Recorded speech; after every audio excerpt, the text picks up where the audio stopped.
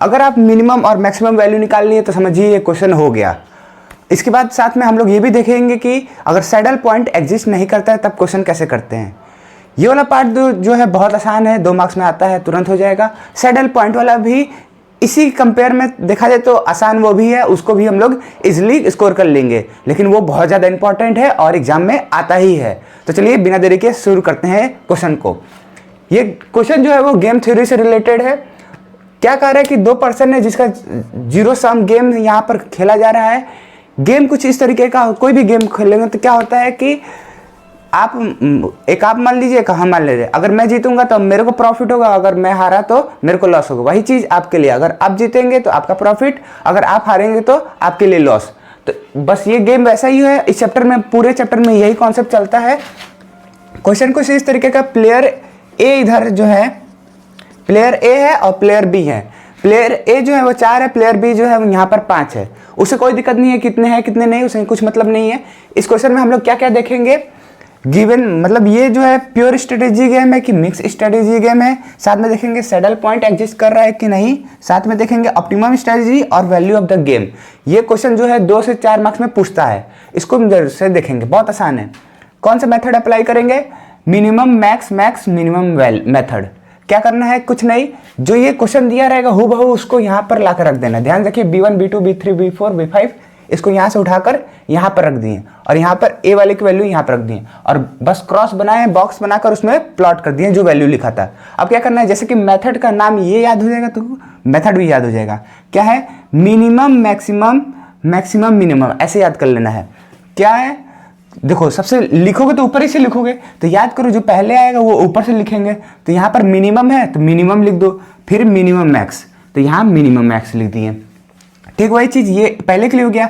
यहाँ पर मैक्स लिख दो, बाद में आएगा तो नीचे लिखोगे बाद में, तो यहाँ पर मैक्स लिख दो, फिर मैक्स मिनिमम, तो यहाँ मैक्स मिनिमम लिख दोगे। इसी को हम लोग वी वेक्टर कहते हैं। जो नीचे ऐसे नीचे डैश दिख रहा है इसी को हम लोग वेक्टर कहते हैं। और यहाँ पर जो है, यहाँ पर ऊपर इसको हम लोग बार के नाम से जानते हैं, वी बार।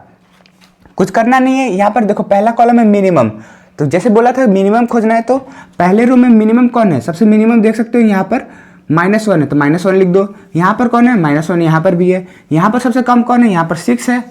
यहाँ पर सबसे कम कौन है, यहाँ पर -4 सबसे कम है, ये लिख दिए। अब जो मिनिमम निकाले हो उसमें से मैक्स को खोजना है, मिनिमम निकाले उसमें से मैक्स को खोजना है। तो इसमें मैक्स खोजो कौन है, मैक्स है 6, तो यहाँ पर 6 लिख दोगे। ठीक है, अब इस साइड देखो मैक्सिमम इसमें से खोजो कौन है, 16 है। इसमें से मैक्सिमम खोजो 11 है। इसमें से मैक्सिमम खोजोगे तो यहाँ पर 6 आ रहा है, यहाँ पर 16 आएगा और यहाँ पर 12 आएगा। अब मैक्स में से मिनिमम को खोजना है, तो मैक्स में से मिनिमम कौन है, यहाँ पर 6 है, तो यहाँ पर 6 लिख दोगे। ध्यान देखो मैक्स मिन और मिन मैक्स जो है वो दोनों ही 6 आ रहा है, इसका मतलब ये दोनों बराबर हैं और सैडल पॉइंट एग्जिस्ट कर रहा है। तो यहाँ पर हम लोग कह सकते हैं कि ये गेम जो है वो प्योर स्ट्रेटेजिक गेम है और ये डिटरमाइनेबल है, इसको हम लोग मालूम कर सकते हैं। क्यों हम लोग ऐसा क्यों कहें, क्योंकि ये दोनों इक्वल आया है। साथ में हम लोग जब इक्वल आएगा तो हम कह देंगे कि सैडल पॉइंट जो होगा वो एग्जिस्ट करेगा। कहाँ पर एग्जिस्ट कर रहा है, यहाँ पर, जहाँ से वैल्यू निकालो यहाँ का 6 और यहाँ का 6, ये देखो कहाँ पर प्लॉट है, यहाँ पर प्लॉट है। तो पहले हम लोग लिखते हैं रो, फिर लिखते हैं कॉलम, तो A3 B3, तो यहाँ पर हो जाएगा A3 और B3। अब बताना है ऑप्टिमम स्ट्रेटेजी फॉर द फर्व ए। फर्व ए का यहाँ से मतलब ये है कि वही जो प्लेयर ए के टीम है या टीम ए के जो लोग हैं उनका बताना है कहाँ पर उसका ऑप्टिमम स्ट्रेटेजी लाइक कर रहा है। तो यहाँ से देखो ए वाले के लिए, यहाँ से देखो ए वाले के लिए किस में है, A1 A2 A3 A4, किस वाले में है, A3 में, तो यहाँ पे लिख दिए A3।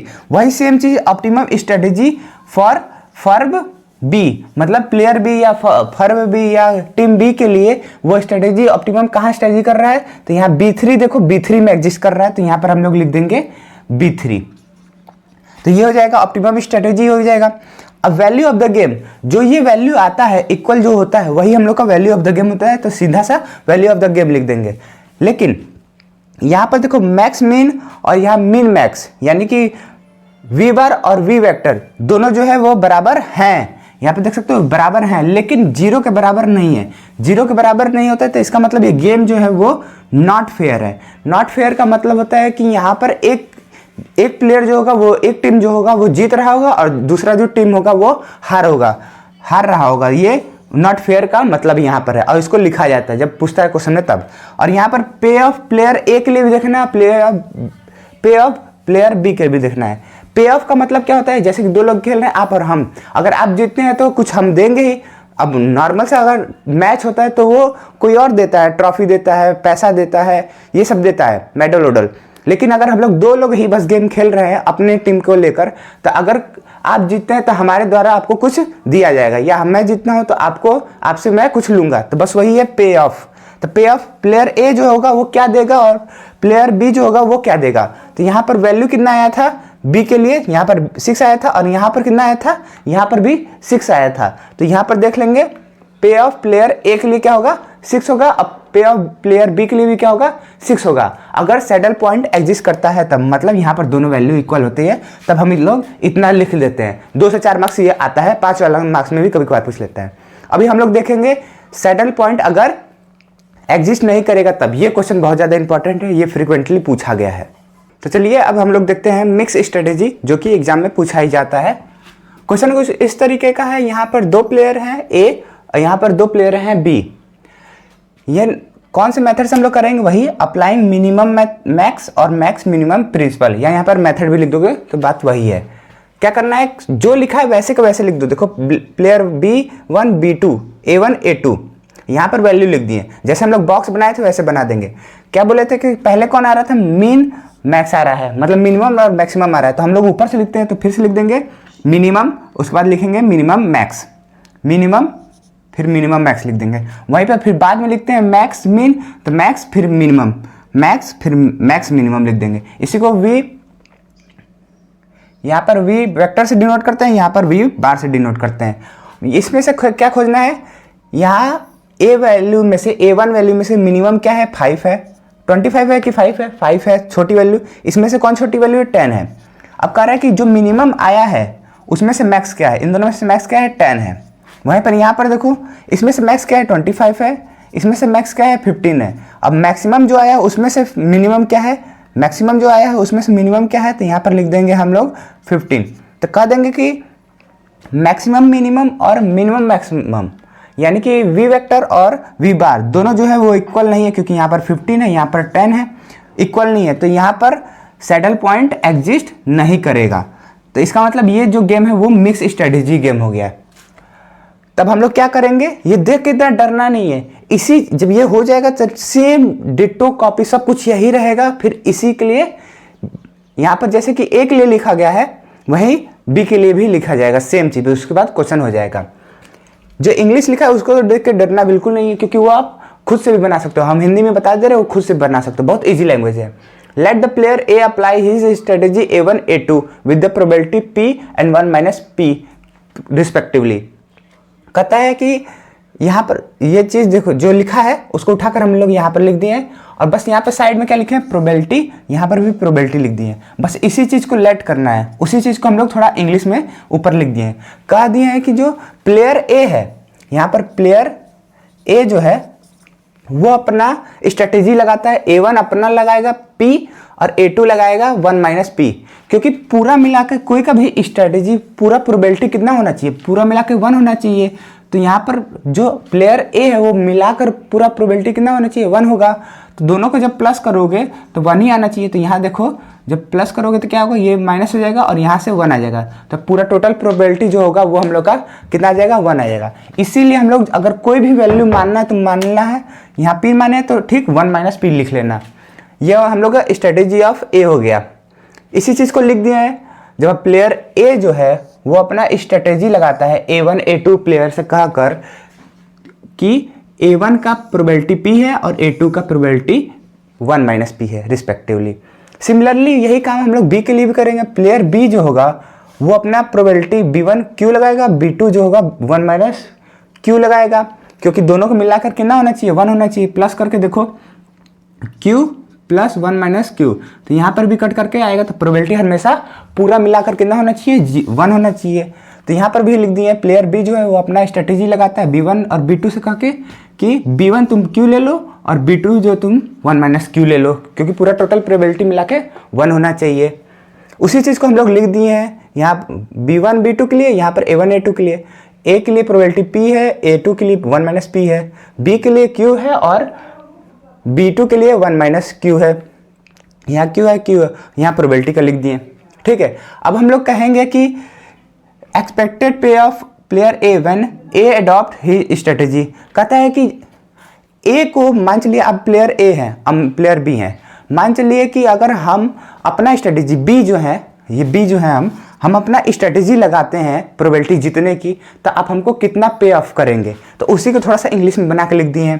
कहते हैं कि एक्सपेक्टेड पे ऑफ प्लेयर ए, मतलब आपका पे ऑफ कितना होगा जब हम बी जो है वो अपना स्ट्रेटेजी लगाएंगे B1 B2।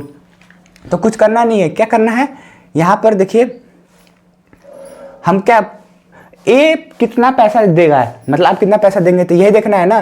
तो यहाँ B1 जो होगा वो कितना स्ट्रेटेजी लगाएगा। तो B1 का देखो, B1 में क्या क्या आ रहा है, इतना दूर आ रहा है B1 में तो यही आएगा। तो 25 और यहाँ पर 10, B1 के लिए यही 25 और 10 आ रहा है। 25 क्या है, P है, और यहाँ पर 10 जो है 1 माइनस Q है। B1 में कौन कौन आ रहा है, 25 आ रहा है और 10 आ रहा है। 25 के लिए प्रोबेबिलिटी कितना है, P है, और 10 के लिए प्रोबेबिलिटी 1 माइनस Q है। ऐसे देखोगे तो Q हो जाएगा, जो कि गलत हो जाएगा। तो यहाँ पर लिखेंगे 25 plus 25P plus 10 1 minus P, इसको लिख दिए। ये जो होगा वो एक्सपेक्टेड पे ऑफ होगा A के लिए, जब हम लोग B जो होगा B1 स्ट्रेटेजी लगाएगा तब। वही अगर B जो है वो B2 स्ट्रेटेजी लगाएगा तब एक्सपेक्टेड पे ऑफ A का क्या होगा, 5P होगा प्लस 15 1 माइनस P होगा। जब B2 लगाएगा तो क्या होगा, 5P होगा प्लस 15 माइनस 1P होगा। ये हो गया। अगर कहता है कि जो स्ट्रेटेजी लगाया है B वाला वो कोई काम कर नहीं रहा, यानी कि पे ऑफ जो कर रहे थे वो पे नहीं करेंगे, तो इसका मतलब क्या होगा, दोनों स्ट्रेटेजी जो होगा वो इक्वल हो जाएगा। इसी को लिख दिए, इफ ए रिमेन अनइफेक्टेड, ए जो है इफेक्टिव नहीं हुआ, तब जो एडॉप्टेड बी का जो हम लोग ये स्ट्रेटेजी लिए थे वो क्या होगा, वो इक्वल हो जाएगा। तो इन दोनों को इक्वल कर दो, 25P प्लस 10 1 माइनस P को बराबर कर दिए 5P प्लस 15 1 माइनस P के। यहाँ से देखो तो हर जगह P है, तो मतलब ब्रैकेट को ओपन कर लोगे और फिर P को एक साइड कर लोगे तो P की वैल्यू आ जाएगी। तो जैसे कि ऊपर देखो तुम क्या लेट किए थे, P प्रोबेबिलिटी लेट किए थे, तो P की वैल्यू आ गई 1 माइनस 5। वहाँ पर हम लोग A2 के लिए क्या लिए थे, 1 माइनस P लिए थे, तो वो भी लाना होगा। तो क्या करेंगे, 1 माइनस P में माइनस कर देंगे, तो 1 माइनस, यहाँ पर 1/5 लिखा है तो 1/5 लिख के इसको माइनस एलसीएम लेकर करेंगे तो 4/5 आएगा। उसी चीज़ को हम लोग यहाँ पर लिख दिए, 1 माइनस P की वैल्यू 4/5 हो गया। सेम यही चीज़ आपको किसके लिए मिलेगा, Q के लिए मिलेगा। तो जैसे देख पा रहे होगे कि मैं सेम चीज़ वही लिखा हूँ, बस उसमें एडिट कर दिया हूँ क्या, A और B की वैल्यू जो है स्पेलिंग है, और ये वाली जो स्ट्रेटेजी है उसको एडिट कर दिया हूँ, और यहाँ पर वैल्यू को रख दिया हूँ। ये जो ब्लैक वाला पोर्शन दिख रहा है बस उसी को चेंज किया, और सारा जो पोर्शन है वही का वही है। इसके बाद ये लिखा था, यहाँ तक था, फिर क्या किया हूँ, ये वैसे के वैसे ही रहेगा, उसके आगे हम लोग बस इतना लिखेंगे और फिर यहाँ पर हम लोग का आंसर हो जाएगा। क्या करना है कि अब हम लोग एक्सपेक्टेड प्लेयर बी के लिए निकालेंगे जब हम लोग ए का स्ट्रेटेजी लेंगे, A1 A2। जब ए का स्ट्रेटेजी लेंगे तो यहाँ पर A1 की वैल्यू देखो 25 और P, 25 और 5 है, 25 के लिए Q है, 5 के लिए 1 माइनस Q है, तो यहाँ लिख देंगे 25 के लिए Q, 5 के लिए 1 माइनस Q। वहीं पर A2 को देखो 10 15, 10 के लिए Q है और यहाँ पर 15 के लिए 1 माइनस Q है, तो 10Q 15Q। मतलब यहाँ पर कॉस्ट को बस मल्टीप्लाई करके और सम करके लिख देना है। अगर B जो होगा वो इफेक्ट नहीं होगा, जो अगर स्ट्रेटेजी ए अप्लाई लगाएगा तब क्या होगा, ये दोनों वैल्यू जो होगा वो बराबर हो जाएगा। तो लिख दिए हैं 25Q प्लस 5 1 माइनस Q, और यहाँ 10Q प्लस 15 1 माइनस Q। इसको यहाँ से सॉल्व करेंगे तो Q की वैल्यू हम लोग की कितना आ रहा है, 2.5 आ रहा है। 10/5 को फिर और फर्दर डिवाइड कर देंगे, 2.5 आ जाएगा। अब यहीं से हम लोग 1 माइनस Q की वैल्यू निकाल लेंगे, क्योंकि यहाँ पर Q की वैल्यू आ चुका है। अब 1 माइनस Q की वैल्यू निकाल लेंगे। तो इसके पिछले वाले साइड में हम लोग Q की वैल्यू निकाले थे और 1 माइनस Q की वैल्यू निकाले।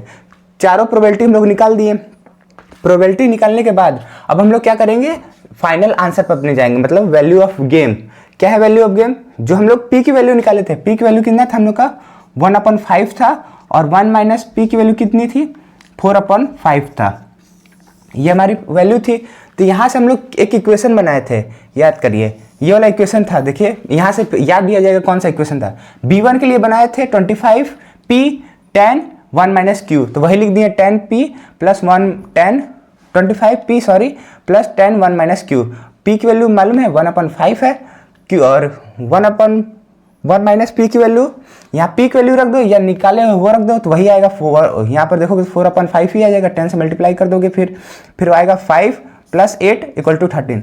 तो 13 जो होगा वो वैल्यू ऑफ गेम हो जाएगा। ये पहला आंसर हो गया। दूसरा, यहाँ पर स्ट्रेटेजी प्लेयर ए के लिए स्ट्रेटेजी क्या आएगा, यहाँ पर हम लोग क्या निकाले थे, यहाँ पर ए के लिए क्या है, p है 1 - p है, तो p के लिए 1/5, 1 - p के लिए 4/5, तो इसको लिख देंगे। और स्ट्रेटेजी प्लेयर ऑफ b के लिए हम सेम चीज़ लिख देंगे, जो वैल्यू निकालें यहाँ पर 2/5 और यहाँ पर 3/5। याद रखिए यही वाला इक्वेशन यूज नहीं करना है। आपके पास 4 इक्वेशन है, एक इसका इक्वेशन होगा, एक इसका और एक इसका। जैसे के लिए A2 के लिए 2 ठो बना है ना, पहला और दूसरा, वही B1 B2 के लिए भी 2 ठो बना था। तो पूरा 4 इक्वेशन है। 4 इक्वेशन में से आप कोई भी इक्वेशन में वैल्यू पुट करेंगे तो आंसर वही आएगा। बस कंडीशन ये है कि जैसे कि अगर इसमें पुट करना है तो ये Q की वैल्यू रखिएगा, क्योंकि Q है हर जगह। अगर वही पहले वाले रखना है जहाँ पर B1 और B2 था, जिसमें हम लोग P और P 1 - p के लिए रख रहे थे, इसकी वैल्यू रखिएगा, तो यहाँ पर वैल्यू उसकी रखे थे। तो ओवरऑल हम लोग क्या सीखे हैं, हम लोग देखे हैं सैडल पॉइंट एग्जिस्ट नहीं करता है कब, जब मैक्स मीन प्रिंसिपल लगाते हैं तब क्या करते हैं हम लोग, प्रोबेबिलिटी के लिए हम लोग ये वैल्यू हम लोग अपने से डिनोट कर लेते हैं प्लेयर ए के लिए, प्लेयर बी के लिए जब उसके अपोजिट में स्ट्रेटेजी लगता है तब। साथ में हम लोग क्या कर लेते हैं, इसका कितना प्रोबेबिलिटी लग रहा है वो एक्सपेक्टेड लिख देते हैं, अगर एक्सपेक्टेड बराबर होगा तो वहाँ से Q और P की वैल्यू निकाल लेते हैं। तो ये पूरा ओवरऑल था, और उससे हम लोग वैल्यू ऑफ गेम और स्ट्रेटेजी ऑफ प्लेयर ए और प्लेयर बी की वैल्यू निकाल लेते हैं। कभी कभार क्वेश्चन में एक वर्ड यहाँ पर पूछता है कि ऑप्टिमम, यहाँ पर बोल देता है कि ऑप्टिमम मिक्स स्ट्रेटेजी,